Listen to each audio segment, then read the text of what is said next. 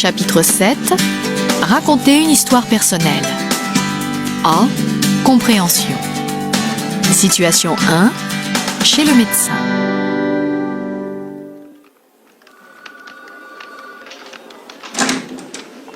Bonjour, monsieur Delpoche. Entrez, je vous en prie. Bonjour, docteur. Asseyez-vous. Ça n'a pas l'air d'aller aujourd'hui. Qu'est-ce qui vous arrive? Oh là là, docteur, j'ai un mal de dos épouvantable. Je n'ai pas fermé l'œil de la nuit. Allons bon. Qu'est-ce qui s'est passé? Eh bien, c'est un peu de ma faute, vous savez. Qu'est-ce que vous avez donc fait? Hier matin, j'ai voulu aider mon fils qui déménageait. À un moment, je me suis baissé pour soulever un carton et alors là, impossible de me relever. Je suis resté coincé comme ça un bon moment. Et puis finalement, j'ai réussi à m'asseoir. Alors quand j'ai pu rentrer chez moi, je me suis allongé immédiatement. Et vous avez pris des médicaments? Oui, ma femme m'a acheté des calmants et de la pommade. Elle m'a fait des massages. J'ai pas voulu vous appeler hier soir. Maintenant, ça va un peu mieux, mais j'ai encore mal. Bon, nous allons voir ça. Vous enlevez votre pull?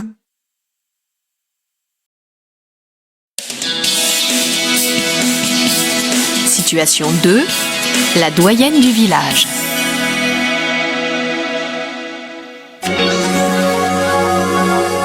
Chers auditeurs, bonjour. Aujourd'hui, nous sommes en direct de Lieu-Tadès, un petit village du Massif central, et nous allons passer une demi-heure en compagnie de Marie-Jeanne Gondal, la doyenne du village qui a 96 ans. Marie-Jeanne s'est mariée à l'âge de 18 ans et a eu 6 enfants. Nous l'interrogerons bien sûr sur ses souvenirs, mais elle nous parlera surtout de la transformation de Lieu-Tadès. En effet, à la naissance de Marie-Jeanne, le village comptait un peu plus de 1000 habitants. Il y avait une épicerie, une boucherie, 2 boulangeries et même une boutique de vêtements. Le seul commerce qui manquait était la pharmacie. Et pour les médicaments, il fallait aller à la ville voisine. Petit à petit, principalement dans les années 50, 60, les gens ont quitté le village. Ils sont allés s'installer à Paris. Et aujourd'hui, la population est de 150 habitants environ. Et puis, l'année dernière, l'école a dû fermer ses portes. Dans un instant, nous écouterons Marie-Jeanne nous parler de toutes ces époques qu'elle a connues. Mais voici auparavant une chanson de Jean Chaumont.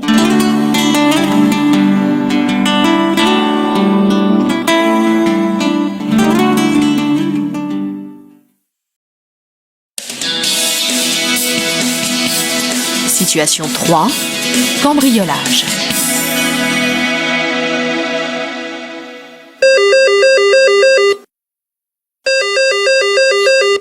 Allô, oui?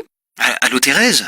Oui, c'est Philippe, dis-moi, je viens d'avoir Jean au téléphone, il m'a dit pour ton cambriolage. Bonjour, oui. Tu es au courant? Oh là là, et quand est-ce que ça s'est passé? Lundi dernier, Oh, le matin, j'ai quitté la maison vers 8h30. Et quand je suis rentrée vers 12h30, j'ai trouvé la porte de l'appartement entr'ouverte. J'ai compris tout de suite, tu penses. Tout était sans dessus-dessous. ils ont fracturé la porte d'entrée. Et ils ont emporté beaucoup de choses? Malheureusement, oui. Oh, je pense qu'ils étaient plusieurs, parce qu'ils ont emporté le magnétoscope, un superbe appareil photo qu'on venait de s'acheter, la chaîne Hi-Fi, l'ordinateur, des cassettes vidéo, et le plus important, un bracelet qui venait de ma grand-mère. Ça, tu vois, ça m'a fait mal au cœur.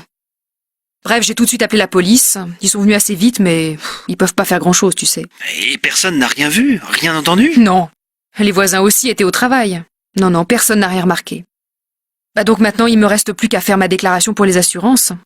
À ce propos, je vais te quitter parce que je voudrais m'occuper de tous ces papiers cet après-midi.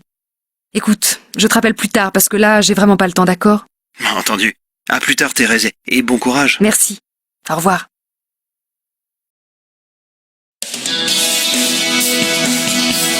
Situation 4. Tu es en retard.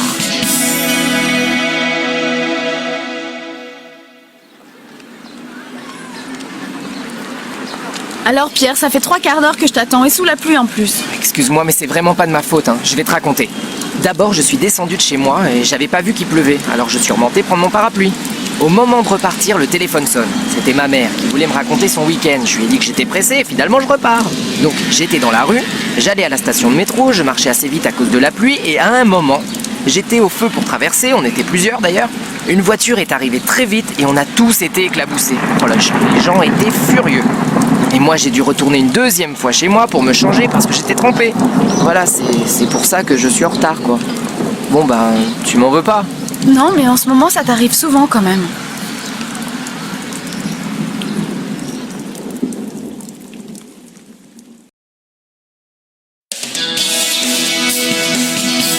Situation 5. Un bon CV.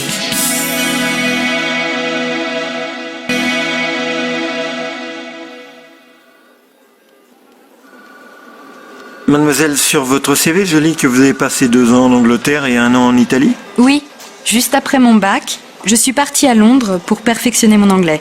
Je suis restée 6 mois dans une école et pendant mon séjour, j'ai rencontré quelqu'un qui avait un petit magasin de jouets et qui m'a proposé de travailler comme vendeuse.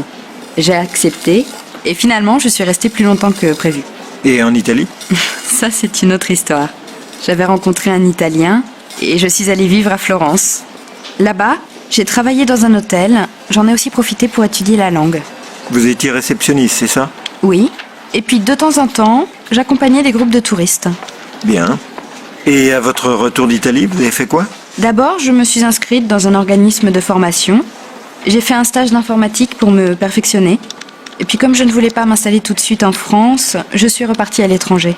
Vous l'avez pas indiqué? Non, parce que c'est un peu particulier. Je suis partie en Amérique latine pendant 9 mois, comme bénévole pour une organisation internationale. C'était pour participer à la reconstruction d'une école qui avait été détruite dans un tremblement de terre. C'est très loin de la vente de jouets ou du tourisme. Oui, en effet, mais ça m'a appris beaucoup de choses. Donc vous parlez couramment l'anglais et l'italien. Et j'ai aussi un très bon niveau d'espagnol. Vous avez un parcours intéressant. Je vous crois tout à fait capable d'occuper un poste d'assistante. Vous aurez peut-être des déplacements à faire à l'étranger. Je pense que vous n'y verrez pas d'inconvénient. Oh non, non, pas du tout, au contraire. Vous êtes disponible quand? Vous pourriez commencer le mois prochain? Oui, oui, sans problème. Bien. Dès que j'ai quelque chose, je vous appelle. Notre agence reçoit beaucoup de demandes en ce moment.